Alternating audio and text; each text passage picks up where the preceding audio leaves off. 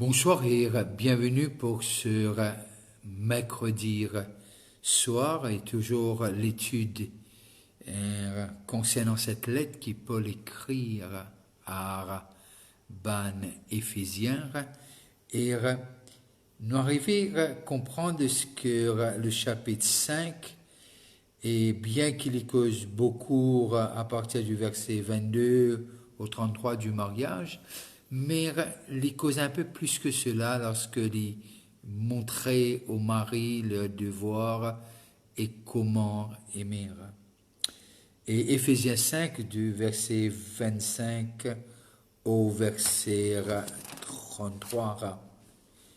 Marie, aimez vos femmes comme Christ a aimé l'Église et s'est livré lui-même pour elle, afin de la sanctifier par la parole, après l'avoir purifiée par le baptême d'eau, afin de faire paraître devant lui cette Église glorieuse sans tache, ni ride, ni rien de semblable, mais sainte et irrépréhensible.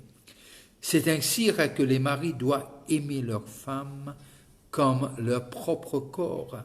Celui qui aime sa femme s'aime lui-même, car jamais personne n'a à haïr sa propre chair, mais il la nourrit et en prend soin, comme Christ le fait pour l'Église. Parce que nous sommes membres de son corps. C'est pourquoi l'homme quittera son père et sa mère et s'attachera à sa femme, et les deux deviendront une seule chair. Ce mystère est grand, je dire, cela par rapport à Christ et à l'Église.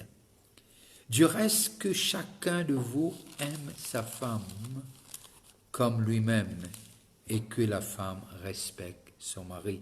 Que Dieu bénisse la lecture de sa parole et vraiment envie de saluer ceux qui peuvent être nous de l'étranger et ceux qui peuvent être nous localement. Et nous commençons quelque chose la semaine dernière, cet aspect de les noces de l'agneau et nous guettons un peu un côté Paul piamène cette église d'Éphèse pour comprendre ce que cette révélation qu'il est même de recevoir en tant qu'un homme qui pas marié et là il envie vraiment enseigner et il prend cette relation homme-femme et y amène le devoir du mari comme Christ à l'égard de l'Église. Et si nous regardons 1 Corinthiens, le chapitre 1er, 1 Corinthiens, le chapitre 1er et le verset 30, et voilà qu'il est dit à nous. Or, c'est par lui que vous êtes en Jésus-Christ, lequel de par Dieu a été fait pour nous sagesse, justice et sanctification et rédemption.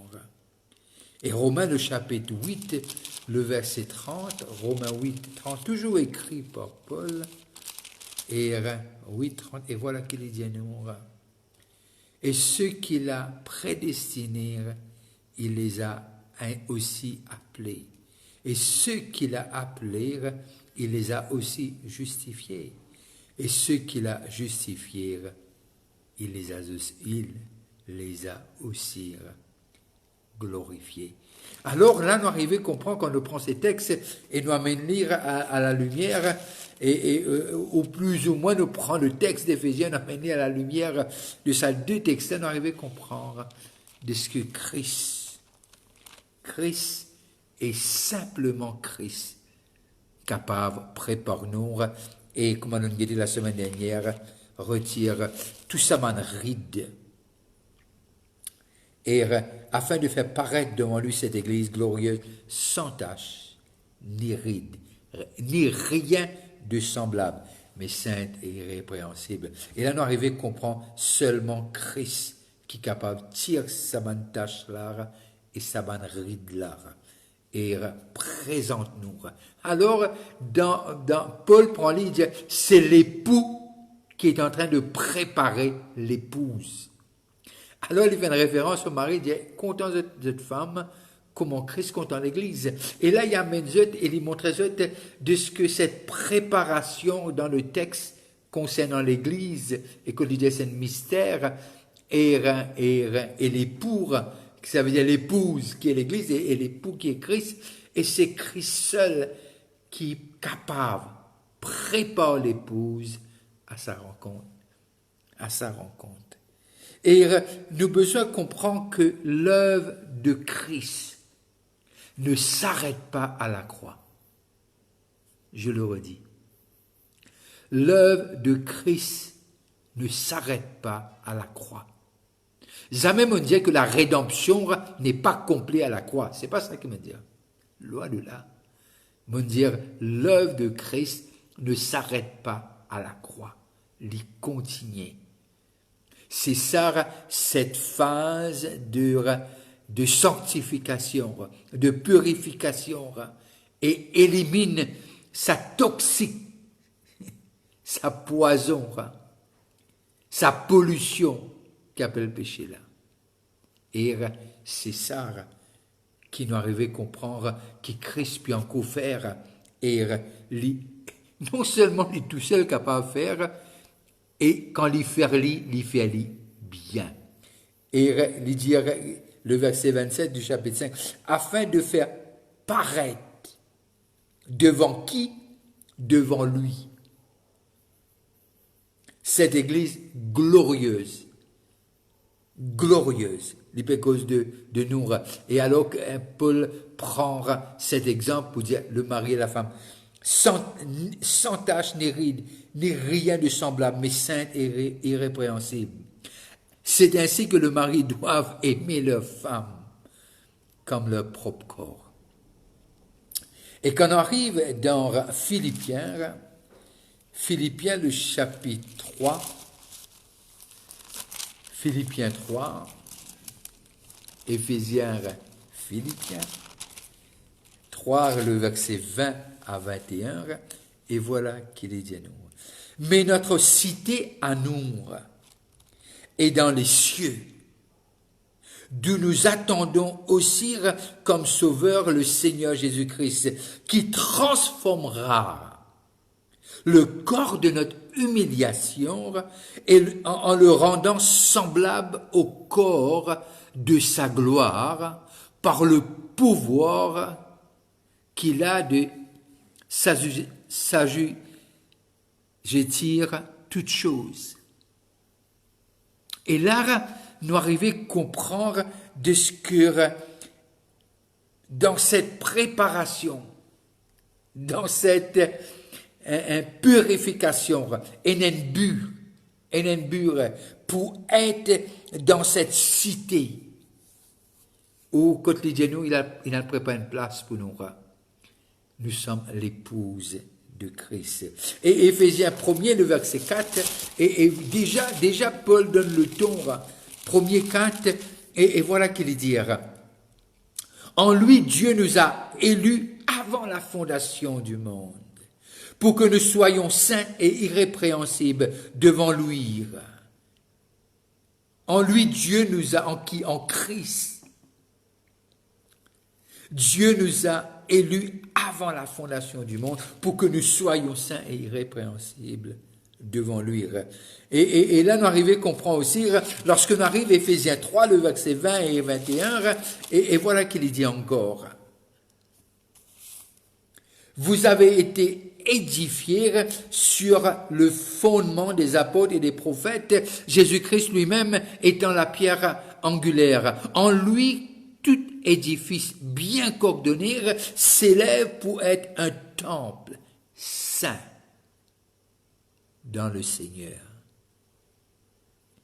En lui, vous êtes aussi édifiés pour être une habitation de Dieu en esprit. Alors, le travail de Christ ne s'arrête pas à la croix. Notre rédemption, le prix a été payé. Mais Christ continue de travailler dans nous, afin d'éliminer tout ça, ride, tout ça, pollution, tout ça, tâche qui a besoin enlever et cela lui est fait quotidiennement. Quotidiennement. C'est pas un travail vite fait, c'est un travail fait par phase et Dieu faire lire. Et lorsque nous avons Paul qui dit dans 2 Corinthiens, le chapitre 12, 2 Corinthiens 12 et le verset 7 à 10. 2 Corinthiens 12, 7 à 10, et voilà qu'il dit. Et voilà qu'il dit.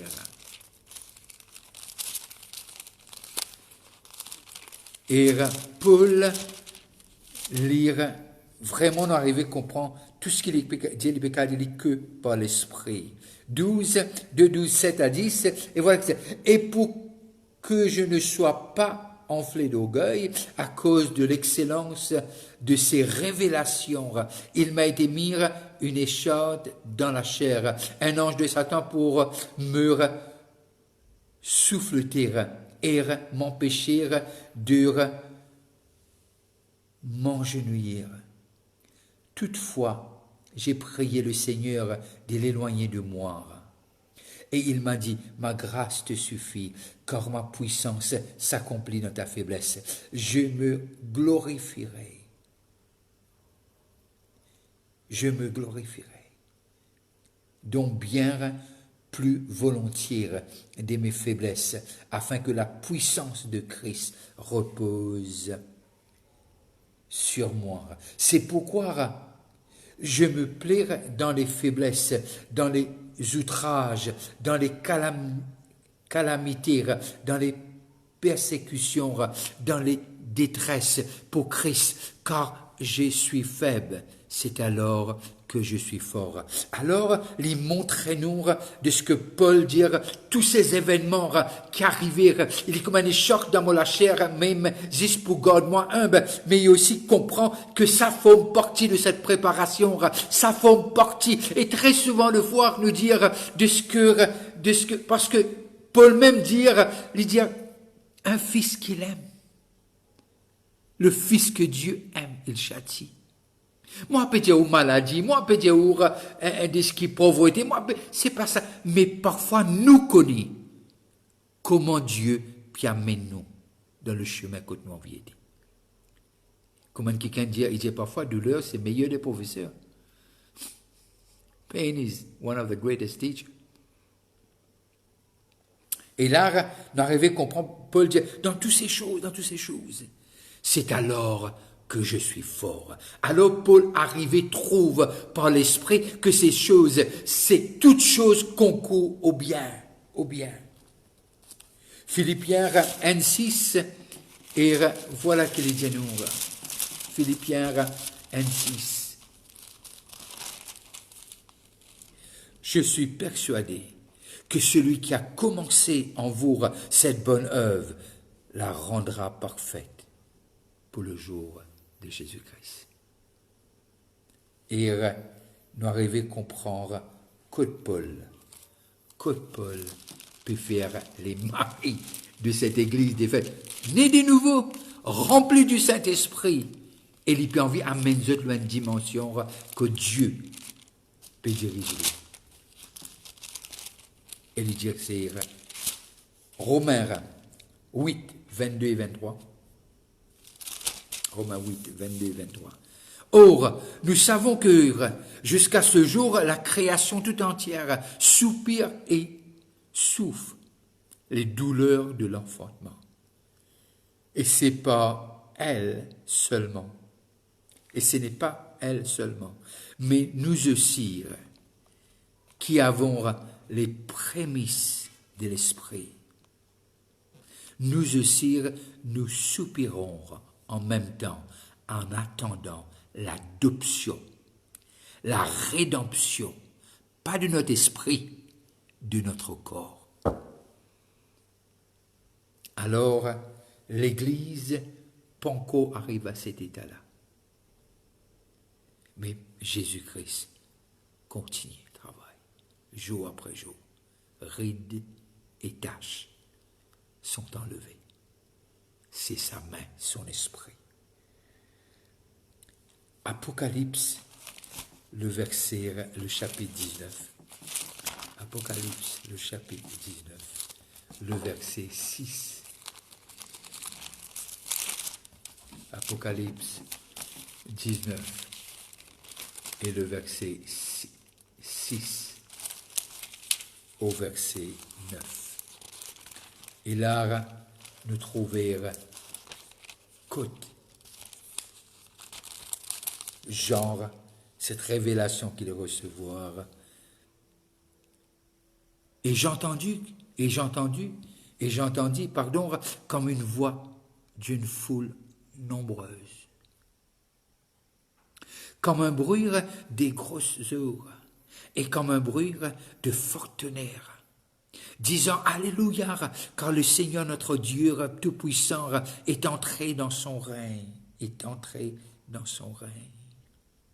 Réjouissons-nous et soyons dans l'allégresse et donnons-lui gloire, car les noces de l'agneau sont venues et son épouse s'est préparée. Et il lui a été donné de se revêtir d'un fin lin, éclatant pur, car le fin lin, ce sont les œuvres justes des saints. Et l'ange me dit, écris heureux ceux qui sont appelés au festin des noces de l'agneau. Et il me dit, ces paroles sont les véritables paroles de Dieu. Et nous voyons que Christ va préparer son Église. Personne ne l'empêchera, car personne ne peut l'empêcher. Il a tout payé à la croix, mais son œuvre n'arrête pas à la croix. Je le redis, il a tout payé à la croix, mais son œuvre n'arrête pas à la croix. Son œuvre continue. Et c'est pour cela, Jude, le livre qui vient juste avant Apocalypse, Jude nous dit le verset 24. Or, à celui qui peut vous préserver de toute chute et vous faire paraître devant sa gloire irrépréhensible et dans l'allégresse. Or, à celui qui peut vous préserver de toute chute et vous faire paraître devant sa gloire irrépréhensible et dans l'allégresse. À Dieu seul, notre Sauveur, par Jésus-Christ, notre Seigneur, soit gloire, majesté, force et puissance, dès avant tous les temps et maintenant et dans les siècles. Amen. Que Dieu bénisse, que la lumière de sa face paraît brille aux êtres. Paraît prier pour le pays. Il est impératif que nous prions pour le pays. Nous prions pour les églises qui prêchent Christ crucifié, ressuscité, et que le salut n'est pas trop en personne d'autre, ce n'est que Jésus-Christ. Nous prions. Et nous prions aussi que ceux qui ne pas connaissent, et que Dieu fasse grâce, et que Dieu visite notre pays. Passez une très bonne fin de soirée. Je pense que c'est l'heure pour vous de passer à table. Et je veux vous dire bon appétit, bonne fin de soirée. Un moment agréable entre famille. Si vous avez un moment, priez pour moi et ma famille. Alors je vous invite, on se rencontre demain soir à 7h à 8h, et aussi dimanche à 10h. Si vous voulez, si vous êtes dans le parage, et j'aurais souhaité vous rencontrer personnellement à l'auditorium JNJ. Que Dieu vous bénisse. Bonne fin de soirée. Bye bye. On se voit bientôt.